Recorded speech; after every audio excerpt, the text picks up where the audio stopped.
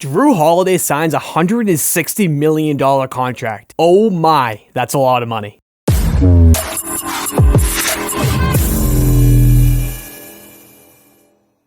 What's up, y'all? It's your boy DSD checking in another edition of our YouTube. So today we're going to be talking about Jrue Holiday and how we signed that ridiculous contract with the Bucks, and I'm going to be weighing in on my thoughts on it. So if you're new here, make sure you subscribe down below because we cover it all. We cover all sports stuff. I mean sports memes, sports breaking news, sports knowledge stuff, and just sports everything. So if you like sports, you got to be here and subscribe down below. So let's get into this Jrue Holiday conversation. The deal is worth $134 million guaranteed. The deal could reach up to $160 million if all incentives are hit. So I'm going to put the breakdown right here. I'm not going to do the exact dollar amounts because I barely can say like $10,000. In the 2021 season, the 2022, he's going to be getting $30 million roughly. 2022-2023 season, he's going to be getting $32 million and some change. 2023-2024, he's going to be getting almost $35 million per year. And then the 2024-2025 season, it's $37 million and a half roughly. So that averages out to be $33 million.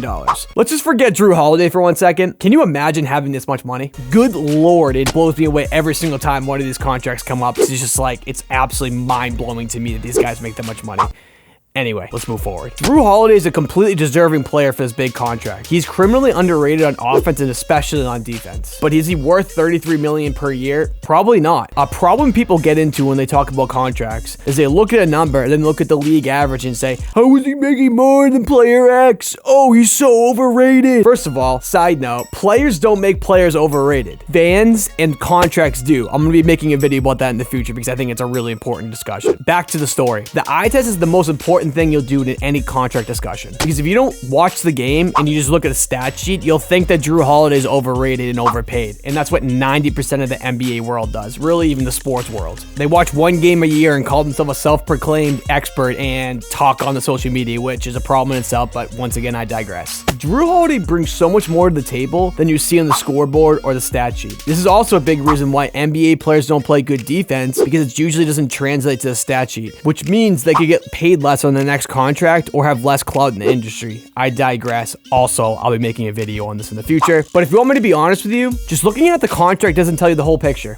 But Jrue Holiday is worth the overpay if you want me to do a gun-to-head situation. Overpaying sometimes isn't a bad thing. But at this point, I think the Bucks made the right decision. The issue is that when you're with a small market team like the Bucks, you don't have as much opportunity to bring in the best players in the world without trading, drafting one, or getting a hidden gem and develop by trading for them. And the Bucks basically did all three. They draft Giannis, Chris Middleton, they trade and develop him, in the most recent trade for Jrue Holiday. If you're in Milwaukee, you're going to need to overpay for some players. Honestly, in my opinion, the Bucks overpaid for Jrue Holiday and Chris Middleton. But when you have a generational player like Giannis, things seem to work themselves out. Jrue is averaging 17 points per game, 4.6 rebounds per game, 5.4 assists, 1.8 steals, which is a career high, 50.9% field goal percentage, which is also a career high, and 39% three-point percentage, which is also a career high. The numbers look really good, but I gotta tell you, he looks really good with this team. I've not been able to watch every game, but I can tell you probably 6 to 7, 8, 9 games, something like that. And almost every one of those games, I've noticed something that Jrue Holiday did really well. And you know what the funny part is? It was almost something different every single time, which tells you a lot about Jrue Holiday. He's a huge step over Eric Bledsoe, and honestly, they're actually pretty similar players in a 3-and-D type of situation, but Jrue Holiday is the far superior player, so the trade itself was probably a win on the Bucks just because they signed Giannis and was able to retain Jrue Holiday. The Bucks have Giannis, Chris, and Jrue signed until 2024, and they're paying them $120 million per year, which is a ton of money. Now, those guys got to play well, which I foresee they do, but if you want to get extra pieces, the Bucks GM, John Horst, is going to need to draft very well and find very cheap options to complement these three guys. At this point, as a Celtics fan, I've said this a million times, I think this is the Nets championship to lose at this point, but it's the Nets and the Bucks conference for the foreseeable future, especially until 2024. Before we wrap this up, I just want to note that a guy like Jrue Holiday is a must-have for a championship contender. A leader, very unselfish, little to no ego, can be the best player on the court if needed, and can take a step back if someone else is going off. So truly, I think Jrue Holiday is a great piece for any team, and honestly, he's good at everything he does. So if you ask me, I think the Bucks nailed the signing. That's it, guys. If you enjoyed this video, subscribe down below because we're doing a lot more of these. Thanks for watching. Talk to you guys soon.